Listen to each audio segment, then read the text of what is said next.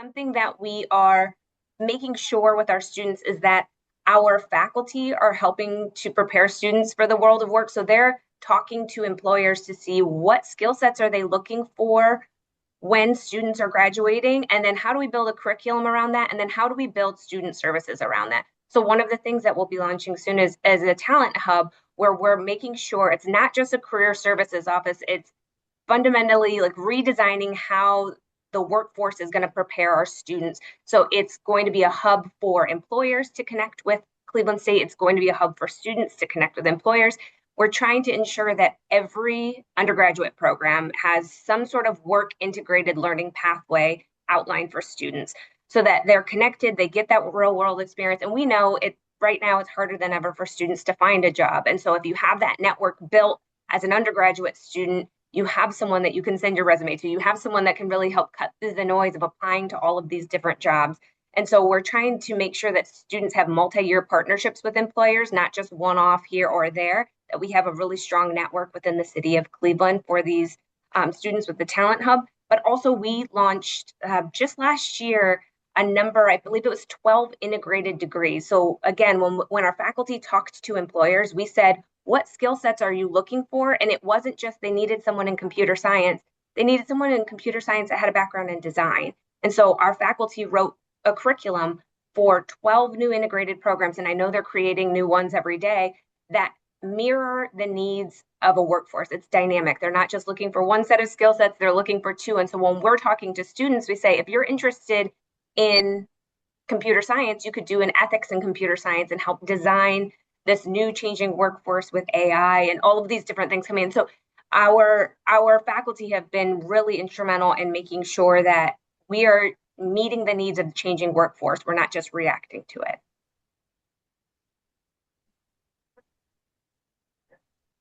Michael, would you like to jump in here? Yeah, let me jump in. And, I didn't mention this in my introduction, but of course you can see on my title, I'm Chief Strategic Communications Officer. So, my role is being kind of the chief storyteller.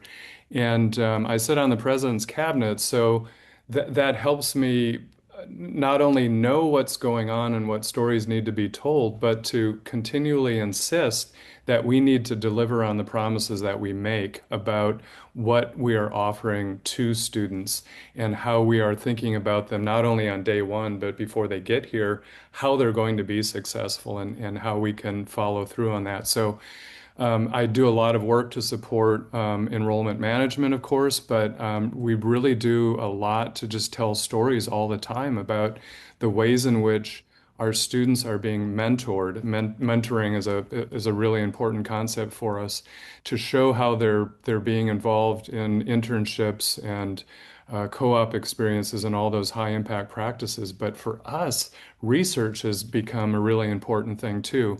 And you may say research, but you're a small institution, you're only 3,000 students. So as an 1890 land grant institution, we have a lot of money that comes in through the USDA, through NIFA. We get grants through DOE and NSF and all those types of things as well. And it's not just faculty doing this with graduate students, it's faculty doing a lot of this work with undergraduate students. I was surprised to find out when I did the research that we actually have the third largest research portfolio in the Commonwealth of Kentucky. So that means we're right after the University of Kentucky, the University of Louisville, and then Kentucky State. So we have lots of colleges and universities here, but we've really been leaning into the research opportunities that our students can find as well, which makes a lot of sense with the shift to the polytechnic focus. But again, thinking about the demographic that we serve, I think we've all found that student success had been a retention strategy for a long time. It's really now an enrollment strategy. It's not something that happens after students start to struggle, but it's for everyone. It's for those who may be struggling. It's for those who are very ambitious as well. And so we need to make it clear even before they get here that we are, as you all said, take a very holistic approach. And we're trying to make sure that the investment that they're making, and this is a really big deal if you're from a first generation family, if you're receiving a lot of support to make this investment possible, we need to make sure that people know that that investment is something that they will see a return on. So, we really focus on the fact that our students shouldn't have to know ahead of time how college works in order to benefit from college if they don't have that background and that legacy and so forth. And so that ends up becoming a part of our value proposition as well. I'm about to burst because you all are speaking my love language out there. I'm hearing all the things I love about what I do. Michael, like you, I am a first generation. Now it's interesting, Brittany, because I think you said you're an early millennial. Well, I'm an early I'm an elder. elder. Okay, I millennial. like that. I like that title because so I can say I'm an It's better elder. than boomer. Right? So I'm an elder Gen Xer who happens to have three Gen Z children. So I feel, they're not children, they're adults now, but I feel like, I have a lot of advantages from the standpoint of I'm a parent of Gen Zers. I come from a different generation, of course. I'm first generation. And actually, my dissertation was on this very topic. So you all just forgive me because I am so very passionate. And I did my research 16 years ago on this very topic on how student services can be a mediating factor for success, for retention and completion. So, having said all of that, I do want to tell you all about, give you an example of how we're moving that needle in terms of addressing workforce readiness. Because again, I looked at workforce readiness, I looked at a student's motivation, and what we do as student success services administrators. And again, that was 16 years ago, and it was on a population of non-traditional age students because at that time I was at a different university.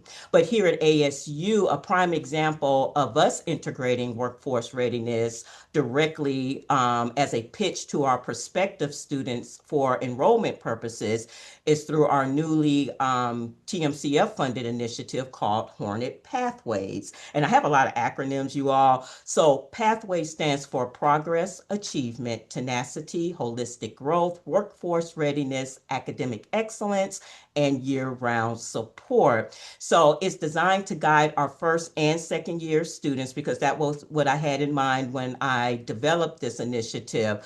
But it was an integrated system of support that starts right before students, or right after, I should say, students are admitted to ASU. So we have two main focuses, again, first and second year. The Hornet Focus, another acronym, which stands for First Year Opportunity to Cultivate Undergraduate Success. It helped us to expand the capacity of the Success Before the Nest because before, and we do offer an incentive, by the way, that's how we get the families to engage and commit to 6 months of attending the series workshops. So we give them a $100 refund on that mandatory new student orientation, but we just didn't have enough funds. So through the TMCF grant, we were able to take it from 125 families to now 300. And when I tell you, I had so many families to register for that since we've been awarded the grant. So that's one way because within the series, we talk about career readiness. Now, one of the things that's part of our QEP, which is the first year journey to success, again, years ago when we were developing the QEP, our Office of Institutional Effectiveness invited the whole campus community that included alumni. We all know the QEP process if you're SAC COC.